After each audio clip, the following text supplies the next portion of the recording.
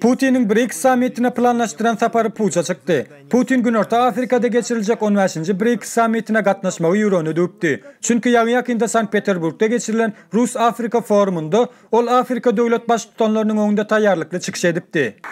По 25-50 тысяч тонн зерна обеспечим и бесплатную доставку этой продукции потребителям.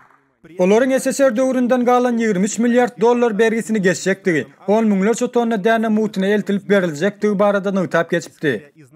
Neticede Afrikalı mihmanların ağırlığı yerini tutanduğuna, onların Rusya rakipli boljakduğuna ve özleri bilen dostlukla ara gatnaşıkların bundan beylek hasken berkecektiğine anamı dörepti.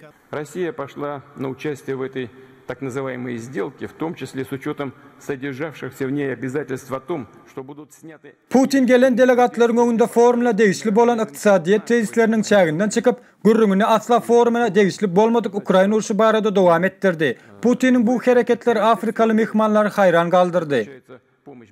Putin bir saatlap Ukrayna halkını, harbiylerini, Prezident Zelenski'ni diskreditasiya etmeye çalıştı. Hatta sözünün arasında Zelenski jöküytlerin adını asnat getiriyor. Bu jöküytler için ulu maskaraçılık deyip etnik millet ayrıma çenni degindi.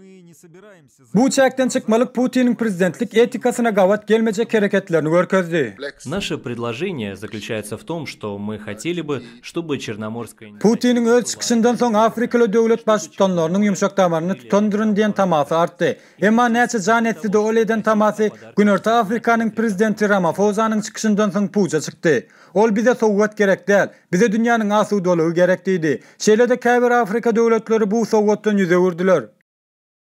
Forumdan sonra Ramaphosa Kreml'e 22-24 Ağustos Günörtü Afrika'da geçirilecek 15. BRICS sammitine Putin'in gelmezliğini tavşırdı. Eğer Putin Afrika'ya gelaysa biz onu tutsa etmeli bolars deyip berk tavşırık verdi.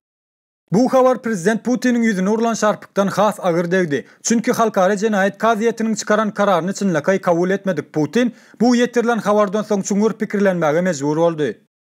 Afrika devletlerine basış görkezmek için Putin'in administrasiyası ve Rus propagandistleri yerli yerden bu askermezçilikli sözler için Afrika karşı uruş ilan ederiz deyip ultimatum hükmünde cevap kaytardılar.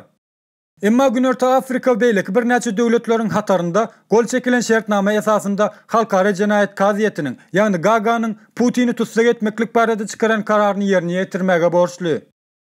Şeylelik bilen Ramaphosa tarafından bu yetirilen haber Putin'e halkara cenayet kaziyetinin çıkaran kararının özü için hakikattan ulu holpluduğuna göz yetirmeye mecbur etti.